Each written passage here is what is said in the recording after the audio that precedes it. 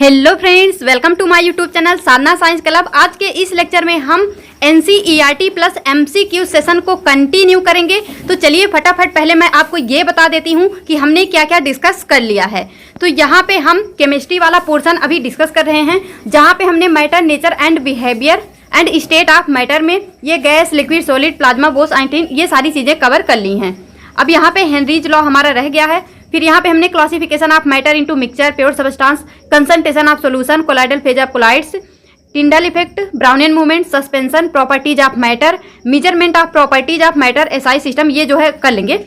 यहाँ पे physical and chemical changes हो गया है, लॉ ऑफ केमिकल कॉम्बिनेशन हो गया है। ये जो यहाँ पे रह रहा है ये हम जो है डिस्कस कर लेंगे, क्योंकि ये हमें क्लास 11th से जो है करना होगा। एटॉमिक एंड मॉलिकुलर मास हो गया है। एवरेज एटॉमिक मास ये जो है हम करेंगे। मोल कॉन्सेप्ट हो गया, मोलर मास हो गया, परसेंटेज कंपोजिशन भी कर लेंगे। तो इसमें ये जो चीज़ें रह रही हैं छोटी छोटी सी, ये हमें 11 से करना है, इस वजह से इसको अभी हम होल्ड करके रख रहे हैं। फिर हमने यहाँ पे स्ट्रक्चर ऑफ यहाँ पे हमने जो है जो आज हमें डिस्कस करना है वो करना है स्ट्रक्चर ऑफ एटम। क्या डिस्कस करना है? Structure of atom. तो यहाँ पे देखिए हमको क्या क्या चीज़ें पढ़नी है स्ट्रक्चर ऑफ एटम में। Dalton atomic theory, discharge tube experiment, जो कि फिर यहाँ पे J Thomson model of atom, फिर यहाँ पे Rutherford models, Bohr's model of atom, electronic configuration, formation of ions, characterisation of element as metal, metalloid और non metals, isotope, isobar and isotones. तो ये सारी चीज़ें हमें स्ट्रक्चर ऑफ एटम में डिस्कस करनी है। तो चलिए यहाँ पे स्टार्ट करते हैं। तो पिछले लेक्चर में हमने एटम, मॉलिक्यूल, एलिमेंट, इन सब के बारे में मतलब थोड़ा आइडिया हमको हो गया है कि ये चीज़ें क्या होती हैं। तो आज हमें जो पढ़ना है वो हमारा स्ट्रक्चर ऑफ द एटम। हमें एटम का स्ट्रक्चर जो है डिस्कस करना है। तो यहाँ पे देखिए सबसे पहले मतलब यहाँ पे वही लिखा है, we have learn that atom and molecule are fundamental building block of matter. जो यहाँ पे एटम या मॉलिक्यूल होते हैं वो जो मैटर होता है उसका क्या होता है? बिल्डिंग ब्लॉक होता है, फंडामेंटल बिल्डिंग ब्लॉक होता है, यानी वो उसका एक बेस होता है। Existence of different kind of matter is due to different atom constituting them. मतलब जो एग्जिस्टेंस होता है अलग अलग मैटर का, मतलब सभी मैटर अलग अलग क्यों होते हैं? क्योंकि उनके मतलब वो जिस एटम से मिलकर बने हैं वो डिफरेंट होते हैं। तो यहाँ से अभी मतलब क्वेश्चन तो वैसे पूछे जाने के बिल्कुल लो चांस है, तो इसको हमने हाईलाइट नहीं किया है। अब देखो यहाँ पे क्या है, what makes the atom of one element different from the atom of another element. अब हमने तो ये तो देख लिया कि जो मैटर होते हैं वो अलग अलग होते हैं, ठीक है, ये हमने जान लिया। फिर हमें पता चला कि मैटर अलग अलग क्यों होते हैं। हमने देखा कि उनमें जो एटम या मॉलिक्यूल हैं वो अलग अलग प्रेजेंट होते हैं, इस वजह से जो मैटर है वो अलग अलग होता है। अब हमारे दिमाग में क्या क्वेश्चन है, what makes the atom of one element different. मतलब ऐसा क्या है जो एक एलिमेंट को दूसरे एलिमेंट से अलग बनाता है? ऐसा क्या है जो एक एलिमेंट को दूसरे एलिमेंट से अलग बनाता है? Are atoms really individual? जैसे हमने देखा कि मतलब जो एटम है वो इंडिविजुअल होता है, जैसे डाल्टन ने भी बताया कि जो एटम है वो इंडिविजुअल है। एज प्रपोज्ड बाई डाल्टन, हाँ, मतलब डाल्टन ने बताया कि जो एटम है वो इंडिविजुअल है। तो यहाँ पे पूछा जा रहा है क्या सच में एटम इंडिविजुअल है, और are there smaller constituent inside the atom, या फिर एटम के अंदर भी कुछ उससे भी छोटा चीज है? तो आज के चैप्टर में हमें वही पढ़ना है कि इसके पिछले लेक्चर में हमने देखा एटम एंड मॉलिक्यूल में हमने क्या देखा कि एटम जो है बिल्डिंग ब्लॉक मैटर, मतलब बिल्डिंग ब्लॉक होता है मैटर का, और वो क्या होता है? इंडिविजुअल, यानी उसको हम फर्दर क्लासीफाई नहीं कर सकते हैं। लेकिन आज के इस चैप्टर में आपको पता चलेगा कि जो हमारा एटम है जिसको हम सबसे छोटी इकाई मान रहे हैं उससे भी छोटा कुछ होता है, यानी जो एटम है वो भी कुछ चीज़ों से मिलकर बना होता है। तो वो किससे मिलकर बना होता है? आज के समय में तो हमको पता ही है, वो हमारा इलेक्ट्रॉन, प्रोटॉन, न्यूट्रॉन, ये सारी चीज़ों के बारे में आज हम डिस्कस करने वाले हैं। तो यहाँ पे देखो, a major challenge before the scientist at the end of 19th century was to reveal the structure of atom. मतलब जब इस तरह की क्वेश्चन सामने आए तो ये एक चैलेंज बन गया कि आखिर स्ट्रक्चर कैसा हो सकता है एटम का, as well as to explain its important property या फिर इसकी इंपॉर्टेंट प्रॉपर्टी क्या हो सकती है। तो ये सारी चीजें, elucidation of the structure of atom is based on a series of experiment. मतलब इसके लिए, मतलब इसका पता लगाने के लिए कि स्ट्रक्चर का एटम का आखिर स्ट्रक्चर क्या है, उसके लिए सीरीज ऑफ एक्सपेरिमेंट्स यानी कई सारे एक्सपेरिमेंट किए गए इस बात का पता लगाने के लिए कि आखिर जो एटम है उसके अंदर भी उससे भी छोटा क्या चीज हो सकता है, यानी एटम का स्ट्रक्चर कैसा हो सकता है। तो अब यहाँ पे देखो, चार्ज्ड पार्टिकल इन मैटर। अब हम सबसे पहले यहाँ पे डिस्कस करेंगे charge particles in matter. Matter में जो चार्ज पार्टिकल्स है उनके बारे में। तो यहाँ पे कुछ एक्टिविटीज दी गई हैं, जैसे यहाँ पे बोला है कि एक ग्लास रॉड पे क्या करोगे, सिल्क क्लॉथ को जब रब करो तो वो मतलब अपने तरफ थोड़ा सा मतलब अट्रैक्ट करता है हेयर्स को। तो comb dry hair does climb then, ये सारी चीजें आपने बचपन में जो है की होंगी। मतलब ऐसे अपने हेयर्स पे रब करो तो वो चार्ज हो जाता है सिल्क क्लॉथ। अब यहाँ पे देखो, from these activity we can conclude that on rubbing two object together they become electrically charge. मतलब ये जो अभी यहाँ पे एक्टिविटी दिया है, बोल रहा है कि इस एक्सपेरिमेंट से हम ये कंक्लूड कर सकते हैं कि दो चीजें आपस में रब करने पर वो इलेक्ट्रिकली चार्ज हो जाती हैं। Where does this charge come from, तो ये चार्ज आते कहाँ से हैं। जो मतलब जब हमने दो चीजों को रब किया तो उनके बीच में एक चार्ज पार्टिकल आया, पर ये चार्ज आया कहाँ से। अब यहाँ पे है, this question can be answered bye knowing that an atom is divisible. तो मतलब इसका आंसर हम इस बात से दे सकते हैं कि जो एटम है वो डिविजिबल होता है and consist of charge particle, और उसके अंदर चार्ज पार्टिकल होते हैं। तो अब यहाँ से हमारा जो मेन पॉइंट है वो सब स्टार्ट होता है। Many scientist contributed in revealing the presence of charge particle in an atom. मतलब कई सारे साइंटिस्ट ने जो एटम है उसके अंदर चार्ज पार्टिकल के बारे में जो है रिवील करना शुरू किया, उसके बारे में बताना शुरू किया।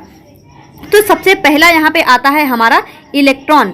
तो देखो, एटम का भी ये मतलब एटम से भी छोटा है, तो इसे हम बोल देंगे सब एटॉमिक पार्टिकल। क्या बोल देंगे, एटम जो कंटेन करता है पार्टिकल उसे हम बोल देंगे सब एटॉमिक पार्टिकल। तो यहाँ पे देखो, the electron identified by J Thomson. सबसे पहले यहाँ पे इलेक्ट्रॉन की बात करते हैं, तो याद रखना जो इलेक्ट्रॉन है वो किसके द्वारा यहाँ पे आइडेंटिफाई किया गया था, जे थॉमसन के द्वारा। जे थॉमसन के द्वारा डायरेक्ट क्वेश्चन यहाँ से जो है पूछा जा सकता है। तो इलेक्ट्रॉन सबसे पहले आइडेंटिफाई किया गया जे थॉमसन के थ्रू। अब यहाँ पे देखो, even before the electron was identified, यानी इलेक्ट्रॉन के आइडेंटिफाई करने से पहले ई गोल्डस्टीन एक साइंटिस्ट थे। E Goldstein in 1886 discovered the presence of new radiations in a gas discharge and called them canal rays. एक मतलब देखो, यहाँ पे इलेक्ट्रॉन के आइडेंटिफिकेशन से पहले एक साइंटिस्ट थे जिनका नाम था गोल्डस्टीन। उन्होंने सन 1886 में क्या किया, एक नई रेडिएशन की खोज की गैस डिस्चार्ज में, जिसको उन्होंने क्या बोला, canal rays. These rays were positively charge. और ये जो कैनॉल रेज था ये कैसा था, पॉजिटिवली चार्ज था। Radiation which ultimately led to discovery of another subparticle. This subparticle had a charge equal in magnitude but opposite in sign to that of electron. It was approximately 2000 times as that of electron. It was given the name of proton. यानी इस पूरे paragraph से हमें क्या पता चलता है कि जो यहाँ पे गोल्डस्टीन थे साइंटिस्ट, उन्होंने जो कैनाल रेज का डिस्कवरी किया था वो क्या था, वो सबसे पहले तो पॉजिटिवली चार्ज था। उसका जो मैग्नीट्यूड था वो इक्वल था, लेकिन उसका साइन अपोजिट था किससे, इलेक्ट्रॉन से। यानी उसका मैग्नीट्यूड इलेक्ट्रॉन के इक्वल ही था, लेकिन उसका जो साइन था वो अपोजिट था। अपोजिट का मतलब क्या हुआ कि जो कैनॉल रेज है वो पॉजिटिव है, लेकिन जो हमारा इलेक्ट्रॉन होता है वो निगेटिव होता है। और यहाँ पे देखो, अप्रॉक्सीमेटली ये जो है 2000 टाइम्स क्या होता है, इसका मास जो है इलेक्ट्रॉन से ज्यादा होता है, और इसी का नाम क्या दिया गया था, प्रोटॉन। यानी कैनाल रेज ही क्या है, हमारा प्रोटॉन है। तो ये बात चाहे कैनाल के लिए याद रखो या प्रोटॉन को, क्योंकि कैनाल रेज या फिर प्रोटॉन सेम ही चीज है। तो याद रखना, प्रोटॉन की डिस्कवरी किन्होंने की थी, ई गोल्डस्टीन ने। और इलेक्ट्रॉन को किसने आइडेंटिफाई किया था? जे थॉमसन ने। अब यहाँ पे देखो, N electron is represented by, इस तरह से ई निगेटिव, यानी जो इलेक्ट्रॉन है उसको हम ई निगेटिव से और प्रोटॉन को पी पॉजिटिव से शो करते हैं, रिप्रेजेंट करते हैं। The mass of a proton is taken as 1 unit and its charge as +1, यानी इसका जो मास है उसको 1 यूनिट लेते हैं और इसका जो चार्ज है उसको हम +1 लेते हैं। The mass of an electron is considered to be negligible and its charge is -1, जो इलेक्ट्रॉन है उसका मास इतना ज़्यादा कम है कि हम उसको क्या कर देते हैं? नेग्लेक्ट कर देते हैं। हमने यहाँ पे क्या देखा, जो प्रोटॉन है उसका मास क्या है? 2000 टाइम्स, यानी 2000 गुना ज़्यादा है।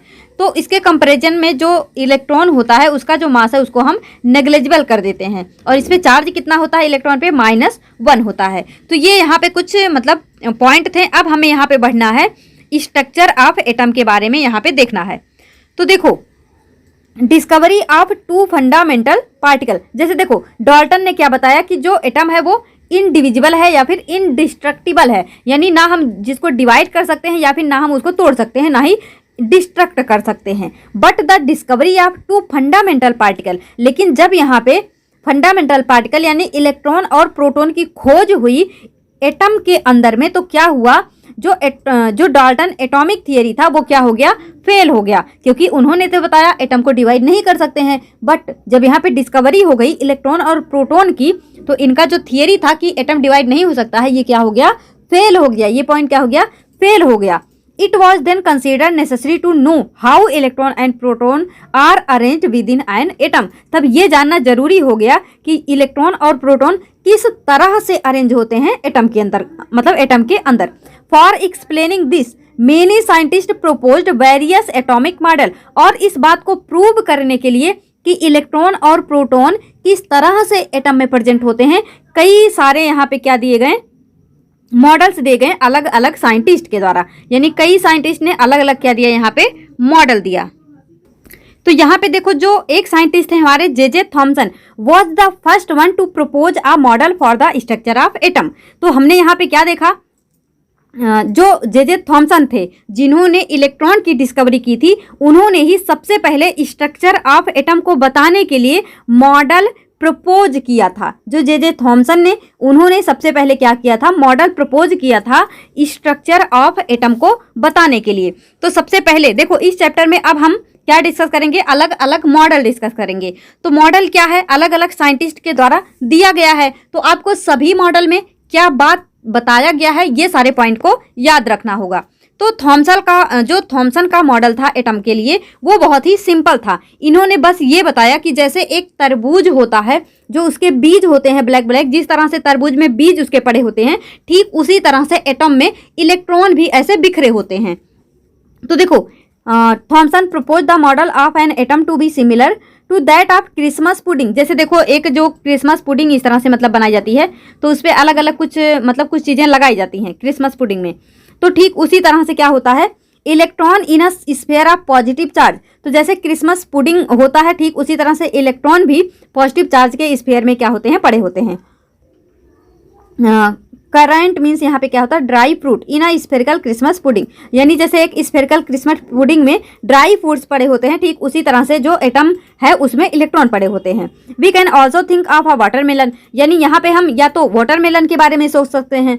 Positive charge in the atom is spread all over like the red edible part of watermelon, यानी जो रेड वाला पार्ट है वाटरमेलन का, तरबूज का, वो हमारा पॉजिटिव चार्ज हो गया, और उसके जो बीज हैं ब्लैक ब्लैक, वो हमारा इलेक्ट्रॉन हो गया जो कि निगेटिवली चार्ज है।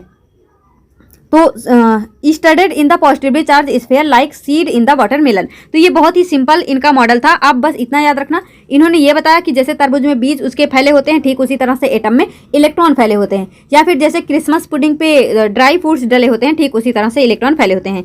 तो ये इन्होंने मतलब बहुत ही सिंपल सा जो है यहाँ पे बात बताया। तो देखो, यहाँ पे जो ये नेगेटिव है, ये हो गया हमारा इलेक्ट्रॉन, और यहाँ पे ये जो स्पेस है, ये सब ये क्या है? हमारा पॉजिटिव स्फीयर, और ये है क्या? इलेक्ट्रॉन। तो अब यहाँ पे देखो इसमें क्या क्या बताया गया, और तो इनके बारे में पढ़ना चाहो पढ़ सकते हो। बाकी यहाँ पे कोई ऐसा पॉइंट नहीं है जहाँ से क्वेश्चन बने। अब देखो थॉमसन ने क्या प्रपोज किया। Thomson propose that an atom consist of a positively charge sphere, जो एक एटम होता है वो कंसिस्ट होता है यानी किसका बना होता है, positively charge sphere, and electrons are embedded in it, और जो इलेक्ट्रॉन है वो क्या होता है, इसमें इम्बेडेड होता है, इसमें धंसा हुआ होता है। The negative and positive charge are equal in magnitude, जो निगेटिव और पॉजिटिव चार्ज होते हैं उनका मैग्नीट्यूड इक्वल होता है। So the atom as a whole is electrically neutral, तो इन्होंने ये बताया कि मतलब नेगेटिव पॉजिटिव इक्वल होने की वजह से जो हमारा एटम होता है वो इलेक्ट्रिकली कैसा होता है, न्यूट्रल होता है। तो थॉमसन ने दो बातें बताई, एक तो ये कि स्फीयर जो होता है वो पॉजिटिवली चार्ज होता है, इलेक्ट्रॉन इसमें धंसे होते हैं। दूसरा इन्होंने ये बताया कि जो एटम होता है वो इलेक्ट्रिकली न्यूट्रल होता है, क्योंकि यहाँ पे पॉजिटिव नेगेटिव चार्ज क्या होते हैं, उनका मैग्नीट्यूड क्या होता है, इक्वल होता है। तो अब यहाँ पे नेक्स्ट देखो, Rutherford model of an atom, तो यहाँ पे थॉमसन ने मतलब 2 पॉइंट बताया, ये सब तो ठीक है। अब यहाँ पे देखो, although Thomson model explain that atom are electrically neutral, the result of experiment carried out by other scientist could not explain by this model. यहाँ पे ये बता रहा है कि थॉमसन ने ये जो 2 पॉइंट बताएं, तो जब हमको स्ट्रक्चर ऑफ एटम ढूंढना हुआ तो कई सारे साइंटिस्ट इस काम पे लग गए, लेकिन जब थॉमसन ने ये 2 बातें बताई तो लोगों ने इसको एक्सपेरिमेंटली प्रूव करना चाहा, तो ये जो है उसको मतलब एक्सपेरिमेंट से प्रूव नहीं कर पाए। तो यहाँ पे जो थॉमसन है उनका मॉडल क्या हो गया, फेल हो गया। फिर यहाँ पे आता है Rutherford model of an atom, क्या आता है, रदरफोर्ड। तो इनके एक्सपेरिमेंट के में क्या था, इन हिज एक्सपेरिमेंट यानी Rutherford experiment, fast moving alpha particle were made to fall on a thin gold foil. तो यहाँ पे इनका एक्सपेरिमेंट क्या था, इन्होंने थिन गोल्ड फॉयल लिया था और इस पे क्या किया था, अल्फा पार्टिकल को वहां पे मूव कराया था, वहां पे फॉल कराया था। तो अब यहाँ पे देखो कुछ पॉइंट ये जो हैं इसको आप याद रखना। सबसे पहला क्या है, he selected a gold foil, मतलब इन्होंने गोल्ड फॉयल ही क्यों लिया, because he wanted as thin as layer as possible, मतलब इनको एक पतला से पतला लेयर चाहिए था, इस वजह इन्होंने थिन गोल्ड फॉयल लिया था। This gold foil was about 1000 atoms thick, यानी 1000 एटम को मिला दोगे तब जाके जो है जितना थिक वो बनेगा उतना थिन इनका जो है गोल्ड फॉयल था। तो ये हो गया पहला पॉइंट। दूसरा क्या है, alpha particle are doubly charge helium ion, जो अल्फा पार्टिकल होता है वो डबली चार्ज, जो He होता है यानी हीलियम होता है, उसको हम इस तरह से लिखते हैं। तो doubly charge helium ion, since they have mass of 4 unit, इनका जो मास होता है मैंने पिछले लेक्चर में बताया था, मास कितना होता है, 4 यूनिट होता है, 4 यूनिट होता है, यू से दिखाते हैं ना, तो 4 यूनिट होता है। The fast moving alpha particle have a considerable amount of energy, और इसमें अच्छे खासे अमाउंट में क्या होती है, एनर्जी होती है। अब देखो, इट वाज एक्सपेक्टेड, मतलब इन्होंने ये 2 चीजें ली और यहाँ से एक्सपेक्ट क्या किया गया, that alpha particle would be deflected by the sub atomic particle in the gold atom. इन्होंने जैसे गोल्ड फॉयल जो लिया, इनको लगा कि उसमें जो भी सब पार्टिकल हैं, जो भी सब पार्टिकल हैं, उससे क्या होगा, जब ये अल्फा पार्टिकल उस पर फॉल करेगा तो जहाँ पे वो सब एटॉमिक पार्टिकल होंगे वो क्या कर देंगे, इसको डिफ्लेक्ट कर देंगे। तो यहाँ पे मैंने क्या बताया, it was expected that alpha particle would be deflected by the sub atomic particle in the gold atom. तो यहाँ से उन्होंने जैसे उन्होंने गोल्ड फॉयल लिया तो रदरफोर्ड ने ये एक्सपेक्ट किया कि जो एटॉमिक पार्टिकल हैं, सब एटॉमिक पार्टिकल हैं एटम के अंदर, वो क्या करेंगे, अल्फा पार्टिकल को डिफ्लेक्ट कर देंगे। Since the alpha particle were much heavier than the proton, he did not expect to see large deflection, क्योंकि जो अल्फा पार्टिकल है वो बहुत ज्यादा हैवी होता है प्रोटॉन से, इस वजह से उन्होंने बहुत ज्यादा बड़े डिफ्लेक्शन के लिए जो है एक्सपेक्ट नहीं किया था। मतलब उन्होंने ये नहीं सोचा था कि बहुत ज्यादा डिफ्लेक्शन होगा, पर ये सोचा था कुछ तो डिफ्लेक्शन होगा। तो अब यहाँ पे देखो क्या है, but the alpha particle scattering experiment gave totally unexpected result. लेकिन जो ये अल्फा पार्टिकल स्कैटरिंग एक्सपेरिमेंट था उसने क्या किया, अनएक्सपेक्टेड रिजल्ट दिया। मतलब उन्होंने जो सोचा था उससे भी ज्यादा अनएक्सपेक्टेड रिजल्ट दिया। तो क्या दिया, तो यहाँ से फॉलोइंग ऑब्जर्वेशन क्या देखना है, most of the fast moving alpha particle past straight through the gold foil. उन्होंने सबसे पहले ऑब्जर्वेशन क्या देखा कि मोस्ट ऑफ द, यानी जो अल्फा पार्टिकल उस पे फॉल कराया गया उसमें से मैक्सिमम क्या हो गए, सीधे जो है गोल्ड फॉयल के थ्रू क्या कर गए, वो जो है स्ट्रेट लाइन पास कर गए। अब यहाँ पे सेकेंड पॉइंट क्या है, सम of the alpha particle were deflected by the foil by small angle, कुछ ऐसे थे जो छोटा सा एंगल बना के यहाँ से क्या कर गए, डिफ्लेक्ट कर गए। जैसे यहाँ पे देखो दिखाया भी गया है। तीसरा पॉइंट पढ़ लो तब देखते हैं। Surprisingly 1 out of every 12,000 particle appeared to rebound. इन्होंने और क्या देखा कि 12,000 अगर पार्टिकल वहां पे क्या करवाते हैं, फॉल करवाते हैं, तो उसमें से एक क्या करेगा, रीबाउंड कर जाएगा। तो यहाँ पे देखो जैसे ये हमारा हो गया क्या, गोल्ड का एटम हो गया, ये गोल गोल गोल्ड का एटम हो गया, और यहाँ से अल्फा पार्टिकल जो है स्कैटर करवाया गया। इस तरह से अल्फा पार्टिकल क्या करवाया गया, स्कैटर करवाया गया, यानी इसमें फॉल करवाया गया। तो देखो मैक्सिमम तो ऐसे सीधे सीधे निकल गए, लेकिन कुछ जो हैं ऐसे देखो यहाँ से एंगल बना के निकले हैं, कुछ ऐसे एंगल बना के निकले हैं, और कुछ हैं जैसे ये है, ये क्या कर गया, वापस से फॉल बैक कर गया, रीबाउंड कर गया। तो यहाँ पे ये 3 उन्होंने ऑब्जर्वेशन देखा था, कहाँ से, अल्फा पार्टिकल स्कैटरिंग एक्सपेरिमेंट से। तो देखो in the word of Rutherford this result was almost as incredible as if you fire, ये सब छोड़ दो, कोई दिक्कत नहीं है। अब यहाँ पे क्या है, रदरफोर्ड का मतलब यहाँ पे कुछ भी पढ़ सकते हो। यहाँ से जो आपको याद रखना है वो ये कि रदरफोर्ड को क्या कहा जाता है, father of nuclear physics. Father of nuclear physics कौन है, रदरफोर्ड। और यहाँ पे क्या याद रखोगे, discovery of nucleus of an atom. इन्होंने किस पे, मतलब इनका जो फेमस वर्क था वो ये था कि इन्होंने रेडियो एक्टिविटी पे काम किया था, और discovery of nucleus of atom with the gold foil experiment he got the Nobel prize in chemistry 1908। इनको जो है 1908 ईस्वी में गोल्ड फॉयल एक्सपेरिमेंट के लिए नोबेल प्राइज भी मिला था। तो यहाँ से ये 3 पॉइंट जो है आप याद रखेंगे। तो अब यहाँ पे देखो, following a similar reasoning Rutherford concluded from the alpha particle, यानी यहाँ से इन्होंने कुछ और भी क्या निकाला, कंक्लूजन निकाला। तो इसमें से सबसे पहले क्या था, मतलब ये 3 पॉइंट तो है ही हैं कि मतलब मैक्सिमम क्या कर गए, सीधे पास हो गए, कुछ जो है छोटे से एंगल से घूमे हैं, और कुछ डायरेक्ट क्या कर गए, रीबाउंड कर गए, यानी जिस पाथ पे गए थे उसी पाथ पे वापस आ गए। अब यहाँ पे इन्होंने कुछ और कंक्लूजन दिया। तो क्या दिया, सबसे पहला, most of the space inside the atom is empty. इन्होंने ये बोला कि एटम के अंदर मैक्सिमम स्पेस क्या होते हैं, एम्प्टी होते हैं। इसी वजह से अल्फा पार्टिकल क्या कर गया, बिना डिफ्लेक्ट हुए, विदाउट डिफ्लेक्टिंग क्या हो गया, वहां से पास कर गया। दूसरा पॉइंट इन्होंने ये बताया, very few particle were deflected from there path, यानी बहुत ही कम ऐसे पार्टिकल थे जो अपने पाथ से डिफ्लेक्ट हुए हैं। तो ये क्या इंडिकेट करता है, indicating that the positive charge of the atom occupy very little space. तो इन्होंने इस बेस पे ये बताया कि मतलब मैक्सिमम क्या कर गए, मतलब बहुत ही कम पार्टिकल अपने पाथ से डिफ्लेक्ट हुए हैं। इससे ये पता चलता है कि एटम के अंदर बहुत ही कम अमाउंट में पॉजिटिव चार्ज क्या है, प्रेजेंट है। अब यहाँ पे देखो थर्ड पॉइंट क्या है, अ very small fraction of alpha particle were deflected bye 180 degree, मतलब 180 डिग्री पे बहुत ही कम अल्फा पार्टिकल क्या हुए थे, डिफ्लेक्ट हुए थे। इंडिकेटिंग, ये किस बात को इंडिकेट करता है, that the positive charge and mass of the gold atom और concentrated in a very small volume within the atom, यानी एटम के अंदर में जो पॉजिटिव चार्ज है उसका मास, और जो यहाँ पे गोल्ड एटम है उसका मास क्या है, एक छोटे से स्पेस में कंसंट्रेटेड है।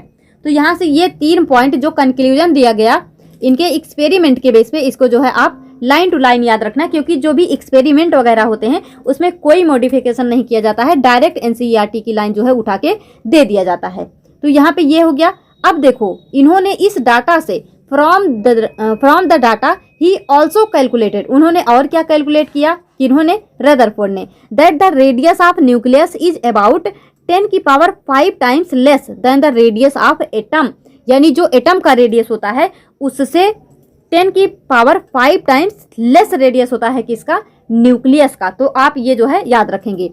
अब यहाँ पे देखो, on the basis of his experiment Rutherford put forward the nuclear model, इन्होंने जो है न्यूक्लियर मॉडल के बारे में भी कुछ चीजें बताई। तो इन्होंने क्या बताया, सबसे पहले there is a positively charge centre in the atom, मतलब एक एटम में एक पॉजिटिवली चार्ज क्या होता है, सेंटर। आप कभी कभी ऐसे देखे होंगे, ऐसे हम दिखाते हैं ऐसे।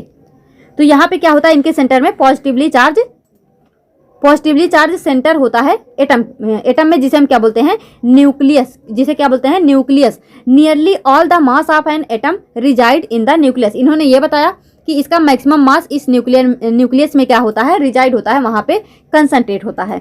सेकेंड पॉइंट ये है, the electron revolve around the nucleus in circular path. इन्होंने ये बताया कि न्यूक्लियस के अराउंड जो इलेक्ट्रॉन होते हैं वो सर्कुलर पाथ में रिवॉल्व करते रहते हैं। और थर्ड पॉइंट क्या था, the size of nucleus is very small as compare to size of atom. जो न्यूक्लियस है उसका साइज क्या होता है, बहुत ही स्मॉल होता है as the compare of size of atom. तो ये 3 पॉइंट यहाँ से याद रखना। तो देखो सबसे पहले इनका जो एक्सपेरिमेंट किया गया, यहाँ से 3 पॉइंट आप याद रखेंगे। इन्होंने तीन ऑब्जर्वेशन क्या देखा, फिर इन्होंने 3 पॉइंट दिया अपने इस अल्फा स्कैटरिंग एक्सपेरिमेंट से, इसको याद रखना। फिर इन्होंने ये बताया यहाँ पे और भी कुछ चीज़ें बताई जिसको हमने न्यूक्लियर मॉडल नाम दिया। तो ये 3 पॉइंट यहाँ से याद रखना। तो इनके यहाँ तक हमने अभी क्या देखें, 3 मतलब 3 पॉइंट इनके जो है अलग अलग इंपॉर्टेंट हैं, उसको आप याद रखेंगे। अब देखो drawback of Rutherford model of the atom. जैसे हमने थॉमसन का ड्रॉबैक देखा कि उन्होंने जो भी बातें कही वो किसी ने प्रूफ नहीं कर पाया एक्सपेरिमेंटली, तो वो क्या हो गया, फेल हो गया। तो ठीक इसी तरह से रदरफोर्ड ने भी कुछ कोशिश किया एटम के बारे में बताने के लिए। तो इन्होंने बताया, मतलब काफ़ी कोशिश किया, इनको नोबेल प्राइज भी मिला, मतलब डिस्कवरी करने के लिए न्यूक्लियस ऑफ एन एटम के लिए। बट यहाँ पे इन्होंने भी कुछ गलतियां करी, यानी इनकी भी कुछ कमियां थी। उन कमियों को देखिए, तो यही है हमारा drawback of Rutherford model of the atom. तो क्या है, the revolution of electron in a circular orbit is not expected to be stable. इन्होंने ये बताया कि हमारे पास अगर इस तरह से एटम है और इसके बीच में क्या है, न्यूक्लियस है, इसके बीच में क्या है, न्यूक्लियस, जो कि पॉजिटिवली चार्ज है, तो इसके अराउंड जो इलेक्ट्रॉन है वो क्या कर रहा है, मूव कर रहा है। तो मतलब जो इनकी कमी ये थी, मतलब जो कमी निकाली गई वो ये है कि इलेक्ट्रॉन को इस तरह से सर्कुलर ऑर्बिट पे रिवोल्यूशन करना एक्सपेक्ट नहीं किया जा सकता है। मतलब इससे हमारा एटम स्टेबल नहीं हो सकता, not expected to be stable. तो अब यहाँ पे देखो, any particle in a circular orbit would undergo acceleration, यानी कोई भी पार्टिकल अगर वो सर्कुलर ऑर्बिट पे क्या कर रहा होता है, रिवॉल्व कर रहा होता है, तो वहां पे क्या लगता है, acceleration. During acceleration charge particle would radiate energy. तो इससे क्या होगा, एक्सीलरेशन से जो चार्ज पार्टिकल है वो एनर्जी रेडिएट करेगा। Revolving electron would loss energy. तो जब वो एनर्जी को रेडिएट करेगा तो जो इलेक्ट्रॉन रिवॉल्व कर रहा है उसकी एनर्जी लॉस हो जाएगी, और फाइनली क्या होगा, जब उसकी एनर्जी पूरी तरह खत्म हो जाएगी तो वो जो है न्यूक्लियस में गिर जाएगा। लेकिन ऐसा तो नहीं होता है। If this were so the atom should be highly unstable. अगर ऐसा होता है कि जो इलेक्ट्रॉन है वो न्यूक्लियस में गिर जा रहा, तो इससे तो हमारा एटम जो है वो क्या होता, हाईली अनस्टेबल होता है। Hence matter would not exist. तो इससे क्या होता, हमारा मैटर एग्जिस्ट ही नहीं करता। In the form that we know, जिस फॉर्म में मैटर को जानते हैं उस फॉर्म में वो एग्जिस्ट ही नहीं करता। But we know that atom are quite stable. लेकिन हमें पता है एटम क्वाइट स्टेबल है। तो यहाँ पे जो रदरफोर्ड ने ये पॉइंट बताया कि जो इलेक्ट्रॉन है वो रिवॉल्व करता है सर्कुलर ऑर्बिट में, ये बात यहाँ पे क्या है, गलत है। तो इसके बाद आता है हमारा Bohr's model of atom. Bohr's model of atom, तो बोहर ने क्या बताया, in order to overcome the objection, मतलब जो रदरफोर्ड के अगेंस्ट इतने सारे ऑब्जेक्शन लगाए जा रहे थे उसको ओवरकम करने के लिए नील बोर ने क्या किया, एक मॉडल यहाँ पे दिया। तो उन्होंने क्या बताया, ओनली सर्टेन स्पेशल ऑर्बिट, जिसे हम क्या बोलते हैं, discrete orbit of electron are allowed inside the atom. इन्होंने ये बताया कि एटम के इनसाइड, यानी एटम के अंदर कुछ सर्टेन स्पेशल ऑर्बिट होते हैं जहां पे इलेक्ट्रॉन रहते हैं। while revolving in discrete orbit the electron do not radiate energy। और वहाँ पे रहते हुए, यानी डिस्क्रीट ऑर्बिट में रिवॉल्व करते हुए इलेक्ट्रॉन क्या करते हैं, एनर्जी को रेडिएट नहीं करते हैं। तो जो ऑब्जेक्शन लगाया था रदरफोर्ड को, उन्होंने इसको जो है इस फॉर्म में बता दिया। अब यहाँ पे देखो, इनको भी नोबेल प्राइज मिला था स्ट्रक्चर ऑफ एटम के लिए 1922 में बोर को भी स्ट्रक्चर ऑफ एटम को बताने के लिए क्या मिला था, नोबेल प्राइज। तो इस पॉइंट को याद रखना। रदरफोर्ड को 1908 में मिला था। और इनके 2 बुक्स हैं, जो नील बोर हैं, इनके 2 बुक्स हैं, क्या है, theory of spectra and atomic constitution. Second book है इनका एटॉमिक थियरी, और थर्ड बुक है द डिस्क्रिप्शन ऑफ नेचर। तो इनके ये 3 बुक का नाम याद रखना, जो नील बोर हैं, इनके बुक का क्या क्या नाम है? Theory of spectra and atomic constitution, second है एटॉमिक थियरी, थर्ड है डिस्क्रिप्शन ऑफ नेचर। तो इसे जो है आप याद रखेंगे। अब यहाँ पे देखो और इन्होंने क्या बताया, these orbits or shells are called energy level. जो ये बोल रहे हैं कि एक डिस्क्रीट ऑर्बिट होता है जहाँ पे इलेक्ट्रॉन रहते हैं, इसी को हम क्या बोलते हैं? सेल बोलते हैं, या फिर क्या बोलते हैं? एनर्जी लेवल बोलते हैं। क्या बोलते हैं? एनर्जी लेवल बोलते हैं। Energy level in an atom are shown in the figure. तो ये किस तरह से सोन होता है? जैसे देखो एटम के बीचों बीच क्या है? न्यूक्लियस है। क्या है यहाँ पे? न्यूक्लियस है। तो इसके बाद जो सेल होगा वो हमारा के सेल, फिर क्या आएगा? एल सेल, फिर क्या आएगा? एम सेल, फिर क्या आएगा? N shell. तो इस तरह से K shell, L shell, K shell, L shell, M shell, N shell. तो इस तरह से यहाँ पे क्या होता है? अलग अलग ऑर्बिट होते हैं जहाँ पे इलेक्ट्रॉन हमारा रहता है। इसे हम क्या नाम दे देते हैं? Energy level. Energy level. अब यहाँ पे देखो, these orbits or shells are represented by K L M N. इन ऑर्बिट या सेल्स को हम के एल एम एन से दिखाते हैं, और the number n equal to 1 2 3 4। मतलब यहाँ पे या तो के एल एम एन से दिखाओ या फिर n इक्वल टू 1 2 3 4 से दिखा सकते हो।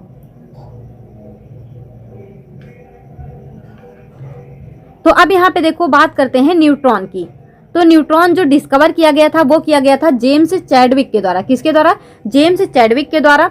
मास nearly equal to that of proton. जो न्यूट्रॉन होता है इसका मास लगभग क्या होता है? इक्वल होता है प्रोटॉन के।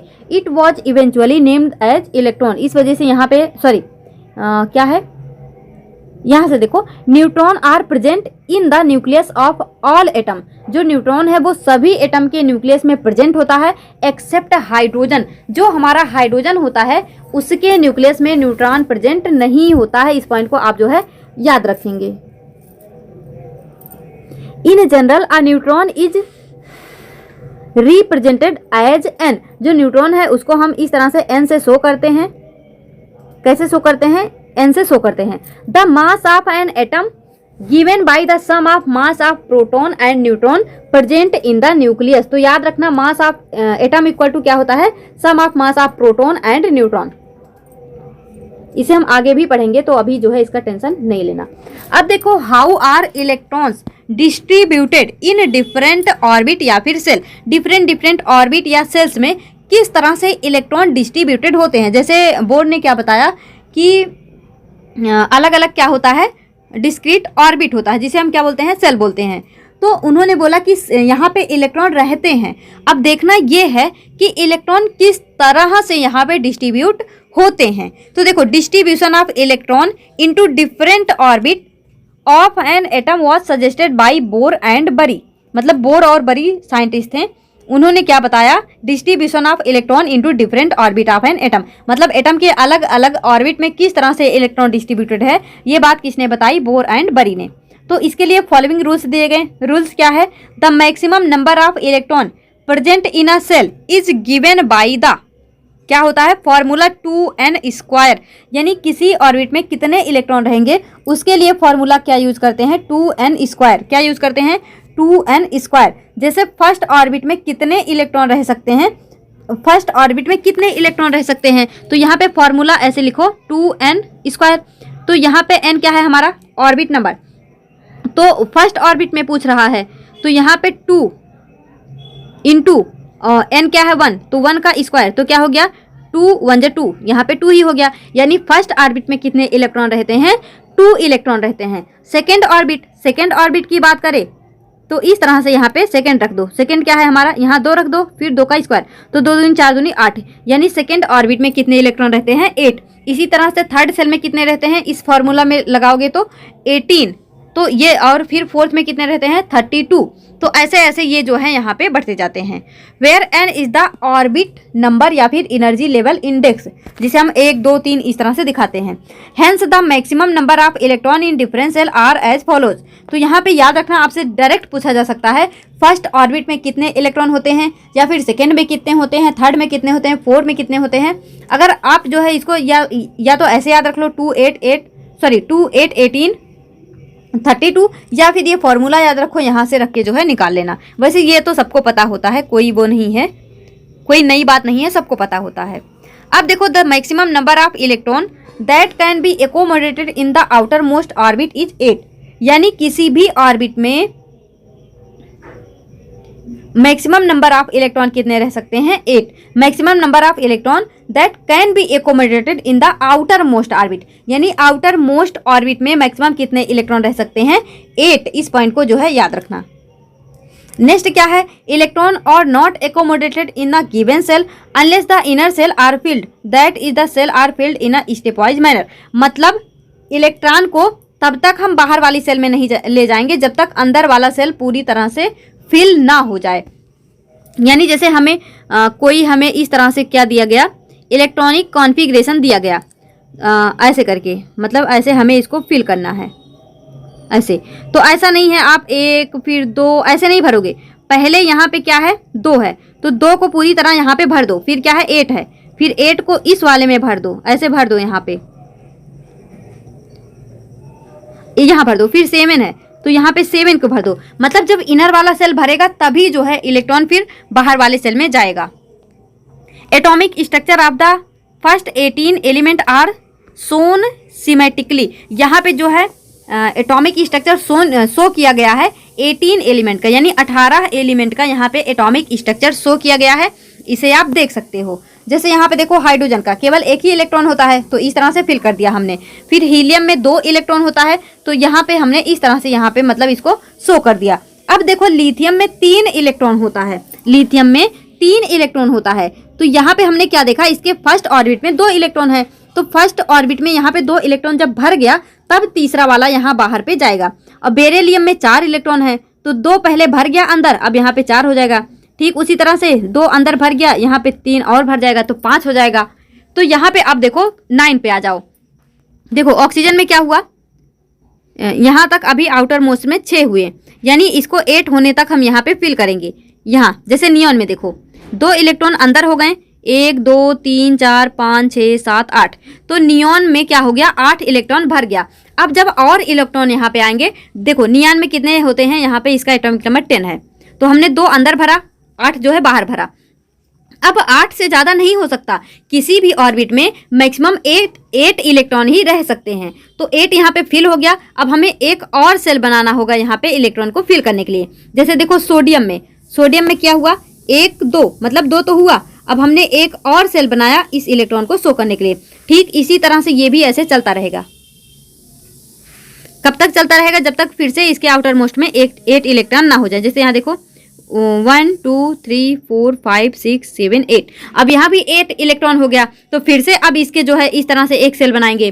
तो इस तरह से ये सेल यहाँ पे क्या होता जा रहा है, बढ़ता जा रहा है। तो अब यहाँ पे देखो हम बात करते हैं वैलेंसी की। We have learn how the atom how the electron in an atom are arrange in different shell. ये तो हमने देख लिया कि जो इलेक्ट्रॉन है वो किस तरह से डिफरेंट सेल या ऑर्बिट में क्या होते हैं, अरेंज होते हैं। Electron present in the outermost shell of atom are known as valence electron. किसी भी एटम के आउटर मोस्ट सेल में कितने इलेक्ट्रॉन है वही उसकी क्या होती है, वैलेंसी होती है, या फिर उसी को हम बोलते हैं वैलेंस इलेक्ट्रॉन।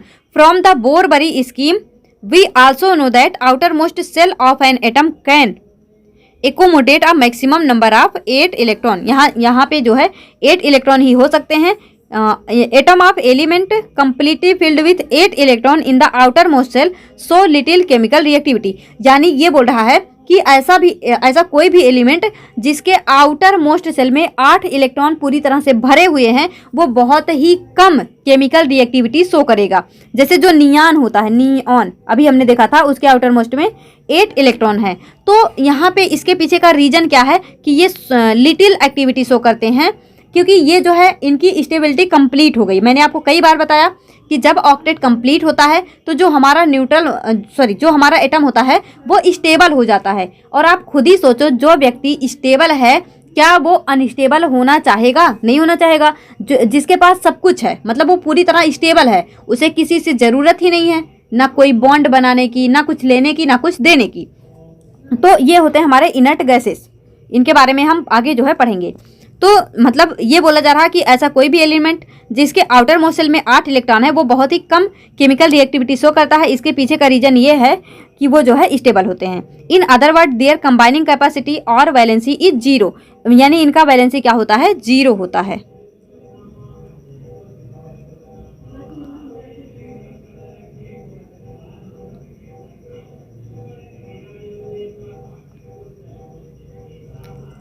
तो आपको वैलेंसी यहां से एक बार देख लीजिए। हमने क्या देखा कि आउटर मोस्ट सेल में कितने इलेक्ट्रॉन हैं।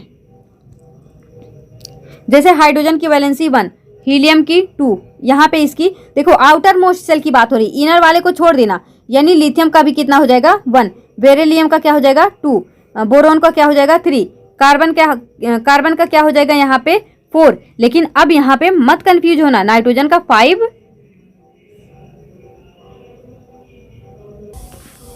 अब यहाँ पे देखो जो नाइट्रोजन है हमारा, यहाँ पे इसकी वैलेंसी 5 नहीं होगी। इसके देखो यहाँ पे मैंने एक थोड़ा सा जो है कंफ्यूज कर दिया आपको, ये कि जो वैलेंसी है और वैलेंस इलेक्ट्रॉन है दोनों में अंतर है। वैलेंस इलेक्ट्रॉन ही वैलेंसी नहीं होती है। वैलेंस इलेक्ट्रॉन क्या है, electron present in the outermost shell of an atom, यानी किसी एटम के आउटर मोस्ट सेल में कितने इलेक्ट्रॉन है वो वैलेंस इलेक्ट्रॉन होता है। यानी यहाँ पे देखो आउटर मोस्ट सेल में 1 इलेक्ट्रॉन है, तो इसमें 1 इलेक्ट्रॉन है, यहाँ पे 2 इलेक्ट्रॉन है वैलेंस सेल में, तो इसका जो है वैलेंस इलेक्ट्रॉन 2 हो गया, बोरॉन में 3 हो गया, कार्बन में 4 वैलेंस इलेक्ट्रॉन है, नाइट्रोजन में 5 हैं, ऑक्सीजन में 6 हैं, फ्लोरीन में 7 हैं, नियॉन में 8 वैलेंस इलेक्ट्रॉन है। लेकिन जो वैलेंसी होती है वो उसकी कंबाइनिंग कैपेसिटी होती है। तो अब यहाँ पे मैं इसी वक्त इसको क्लियर कर देती हूँ। जैसे देखो वैलेंस इलेक्ट्रॉन तो आपको पता चल गया, आउटर मोस्ट सेल में कितने इलेक्ट्रॉन है ये हमको क्लियर है। अब जो वैलेंसी होती है वो क्या होती है, कंबाइनिंग कैपेसिटी। तो देखो इसकी कैपेसिटी कितनी है, 1 की है, तो इसकी वैलेंसी 1, इसकी कितने की है 2 की है, इसकी कितने की है 3 की है, इसकी कितने की है 4 की है। अब आप सोचेंगे तो इसकी 5 की होनी चाहिए, तो इसकी 5 की नहीं होती, इसकी वैलेंसी 5 नहीं होगी। वैलेंसी क्या है, कंबाइनिंग कैपेसिटी। तो मैंने आपको ये भी बताया था कि मतलब कितना इलेक्ट्रॉन लेना आसान है कि देना आसान है। तो इस बेस पे वैलेंसी निकालेंगे कि देखो 5 तो इसके पास हैं, तो ये या तो 5 दे दे या तो फिर 3 ले ले, तो इसको 3 लेना आसान होता है, तो इस वजह से इसकी वैलेंसी 3 हो जाती है। ऑक्सीजन की वैलेंसी इसके पास 6 है, तो 2 ही चाहिए, तो इसकी 2 हो जाती है। फ्लोरीन की 1 हो जाती है और नियॉन की 0 हो जाती है, क्योंकि इसे चाहिए ही नहीं। इसका जो है जो आउटर मोस्ट इलेक्ट्रॉन है वो कंप्लीट है, वो 8 है। तो आई होप आप जो है आपको क्लियर होगा। अब देखो यहाँ पे ये वैलेंसी जो है बताई गई है हाइड्रोजन, हीलियम, सभी चीज़ों की। तो हाइड्रोजन की वैलेंसी 1 है, हीलियम की 0 होगी क्योंकि हीलियम का आउटर मोस्ट जो है फिल है, भरा हुआ है। आप सोचेंगे 8 तो नहीं है क्योंकि उसमें 2 ही इलेक्ट्रॉन होते हैं और 2n², तो वहाँ पे देखोगे 2 इलेक्ट्रॉन यहाँ पे प्रेजेंट है, पूरी तरह ये फिल है, तो 0 होगा। फिर लिथियम का 1 होता है, बेरिलियम का 2 होता है, बोरोन का 3 होता है, कार्बन का 4 होता है। फिर अब यहाँ पे देखो नाइट्रोजन का क्या हो जाएगा, यहाँ पे 3 हो जाएगा, नाइट्रोजन का क्या हो जाएगा, नाइट्रोजन का 3 हो जाएगा, ऑक्सीजन का 2 हो जाएगा, फ्लोरीन का 1 हो जाएगा और नियॉन का 0 हो जाएगा। और फिर से सोडियम का क्या होगा, 1 होगा, मैग्नीशियम का 2 होगा, एल्यूमिनियम का 3 होगा, सिलिकॉन का 4 होगा, फॉस्फोरस का यहाँ पे 3 या 5 दोनों ही हो सकता है, और सल्फर का यहाँ पे 2 होता है। तो इस तरह से यहाँ पे वैलेंसी शो करी गई हैं, आपको याद रख लेना। अब देखो an outermost shell which had 8 electrons was set to possess an octet, यानी ऐसा आउटर मोस्ट सेल जिसमें 8 इलेक्ट्रॉन है उसे हम बोलते हैं ऑक्टेट। क्या बोलते हैं, ऑक्टेट। हम ये बोलते हैं कि उसका ऑक्टेट क्या है, कंप्लीट है। Atom would thus react so as to achieve an octet in the outermost shell. देखो मतलब सभी आउटर मोस्ट सेल में 8 इलेक्ट्रॉन होने चाहिए, लेकिन जिसमें नहीं है 8 इलेक्ट्रॉन वो अपने ऑक्टेट को कंप्लीट करने के लिए क्या करता है, रिएक्ट करता है अलग अलग एलिमेंट से। डन बाय शेयरिंग, या तो वो मतलब शेयर कर लेगा या फिर गेन कर लेगा या फिर लूज कर देगा। Number of electron gained, lost और shared so as to make the octet of electron, यानी कोई भी एलिमेंट अपने ऑक्टेट को पूरा करने के लिए या तो इलेक्ट्रॉन को लूज कर देगा, जैसे सोडियम है उसके आउटर मोस्ट में 1 इलेक्ट्रॉन है, तो अगर वो मतलब स्टेबल होना है तो 1 इलेक्ट्रॉन निकाल दे तो उसके आउटर मोस्ट में 8 इलेक्ट्रॉन बचेगा, आराम से स्टेबल हो जाएगा। और क्लोरीन है उसके आउटर मोस्ट में क्या है 7 इलेक्ट्रॉन है, तो उसको केवल एक चाहिए, एक दे दो तो वो स्टेबल हो जाएगा। तो सोडियम क्या है उसने लॉस कर दिया 1 इलेक्ट्रॉन, लेकिन क्लोरीन क्या है उसने 1 इलेक्ट्रॉन को गेन कर लिया।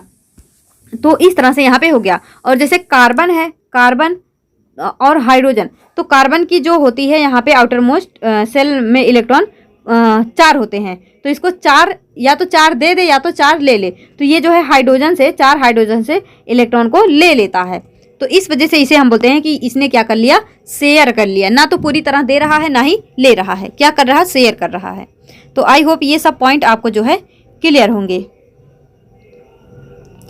अब देखो an atom of each element have a definite combining capacity, मतलब सभी एलिमेंट जो एटम होते हैं उनके सभी एलिमेंट की क्या होती है, डेफिनिट कंबाइनिंग कैपेसिटी होती है, जिसे हम क्या बोलते हैं, वैलेंसी बोलते हैं। डायरेक्ट डेफिनेशन पूछा जा सकता है, याद रखना। अब देखो atomic mass and mass number. Atomic mass क्या होता है, atomic number is defined as the total number of proton present in nucleus of an atom. सबसे पहले क्या है एटॉमिक नंबर। एटॉमिक नंबर को कैसे हम दिखाते हैं कि किसी भी एटम के न्यूक्लियस में कितने प्रोटॉन, क्या है, कितने प्रोटॉन यहाँ पे प्रेजेंट हैं, वो हमारा क्या हो जाता है, एटॉमिक नंबर। तो हम कह सकते हैं atomic number equal to number of proton, atomic number equal to number of proton. अब यहाँ देखो मास नंबर क्या होता है, प्रोटॉन एंड न्यूट्रॉन, यानी प्रोटॉन प्लस न्यूट्रॉन को हम क्या बोलते हैं, न्यूक्लियॉन, तो इसे हम क्या बोल देते हैं, मास नंबर।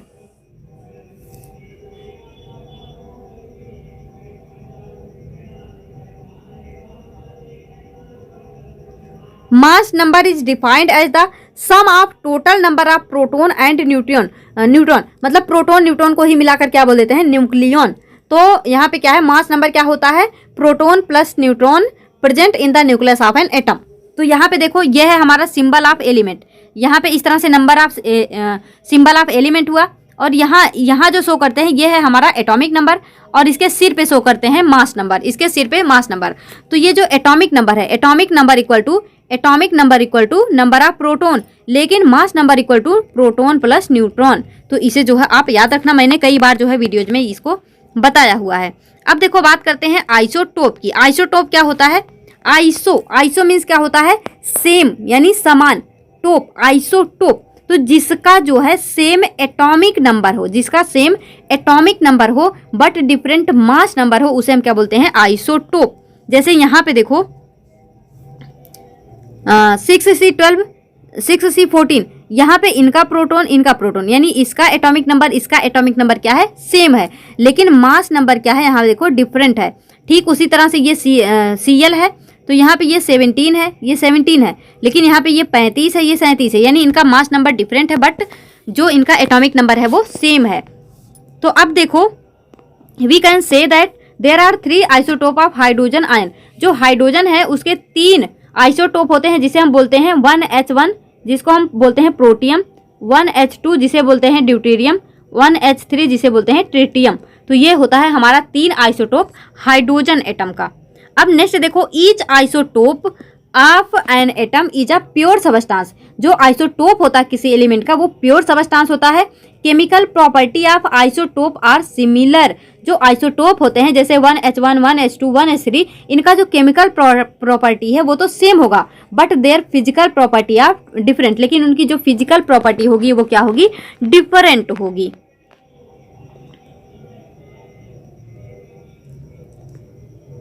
तो अब यहाँ पे देखो आइसोटोप के कुछ एप्लीकेशन क्या क्या है।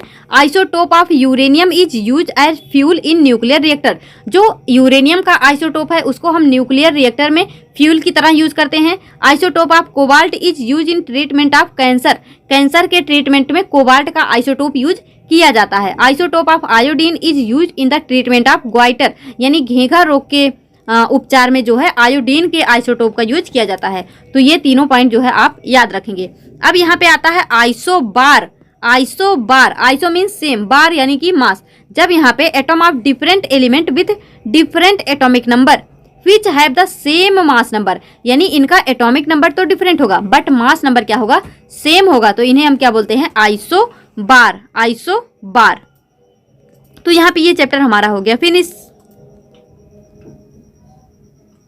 तो यहाँ पे ये सब पॉइंट हमने डिस्कस कर ही लिया है, कुछ भी नहीं है, बस ये है valency is the combining capacity of an atom, ये डायरेक्ट याद रख लेना। Element are defined by the number of proton they possess, यानी उसमें कितने प्रोटॉन्स है इस बेस पे हम एलिमेंट को जो है डिफाइन करते हैं। इस पॉइंट को भी डायरेक्ट याद रखना, पूछा जा सकता है स्टेटमेंट वाइज। तो ये चैप्टर हो गया हमारा फिनिश। तो देखते ही देखते हमने 9th क्लास का 4 चैप्टर जो था उसको डिस्कस कर लिया है। अब हम स्टार्ट करेंगे क्लास 10th की एनसीईआरटी विथ एमसीक्यू सेशन को। वहाँ पे हैं टोटल हमारे 5 चैप्टर, मैंने गलती से 4 बोल दिया था, बट उससे क्या होता है, 5 चैप्टर हैं, उसको भी हम फटाफट जो है निपटा लेंगे। तो चलिए यहाँ पे एंड करते हैं सेशन को। हम जो है इसके एमसीक्यूज को नेक्स्ट वीडियो में डिस्कस कर लेंगे। तो अपना फीडबैक देना मत भूलना। इस वीडियो में यहीं तक, मिलेंगे अपने नेक्स्ट वीडियो में, तब तक के लिए all the best, be happy, be positive.